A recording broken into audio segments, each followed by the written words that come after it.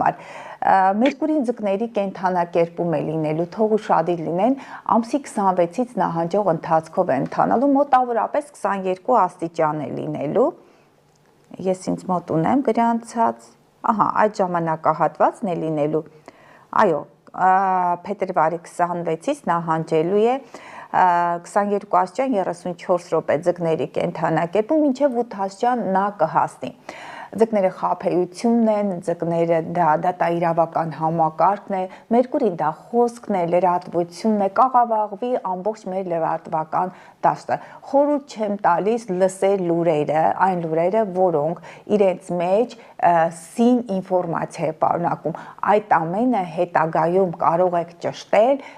երբ որ Մերկուրին ուղղվի նամակագրություն գրելիս, անպայման այդ բանավոր խոսակցությունը վարելիս ցանկալի է, որ գրավոր լինի, բանակցությունները վարելիս գրավոր գրեք այն հարթակների միջոցով, որոնք ավելի վստահել են, այսինքն էլ-փոստի միջոցով։ Կան օրինակ կապի միջոցներ, որոնց օգտագործման ժամանակ հնարավոր է, որ հակառակ կողմը ջնջի։ Անպայման ստացեք հավաստիացում։ Խորհուրդ չեմ տալիս այդ ժամանակահատվածում գնել տուն, մեքենան Մերկուրին դա փոխադրամիջոցն է։ Ժառանգության հետ կապված հարցերն են շատ կարևոր ունելու, կարիճ, ձկներ եւ խեցգետնի կենդանակերպի ազդեցության տակ ծնվածների համար։ Հերիք չի Մերկուրին էլ է նահանջում, նաեւ մարտի 3-ին տեղի ունենալու լուսնային խավորում նույն ձկների կենդանակերպում բավականին խաբեությունների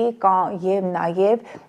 դավադրությունների մեջ կարող եք հայտնվել, սիրելի ձկներ, երկվորյակներ, կույս եւ աղեղնավոր։ Մանավանդ երկվորյակները սիրում են չափից շատ խոսել, նրանք նախորոք իրենց ծրագրերի մասին են պատմում, ուշադիր եղեք, սիրելի երկվորյակներ, այդ բանակցություններում, խոսակցություններում ավելի ճկուն եղեք, բայց նաև խիստ տիրապետեք խոսքի բոլոր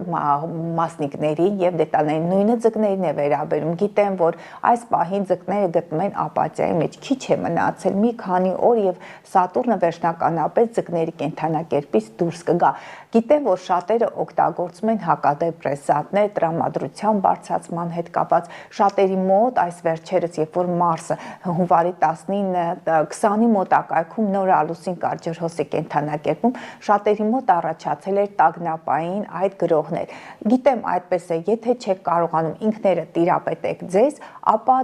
դիմեք համապատասխան մասնագետին եւ ամենակարող այդ ուժը, որը կարող է ձեզ օգնել, հենց դուք եք, սիրելի հայրենակիցներ, ձեր միտքը կայուն պահեք, սիրելի ձկներ, աղոթքներ արեք, վստահեք ձեր ուժերին, ապավինեք դրական ուժերին, ի վերջո բարձած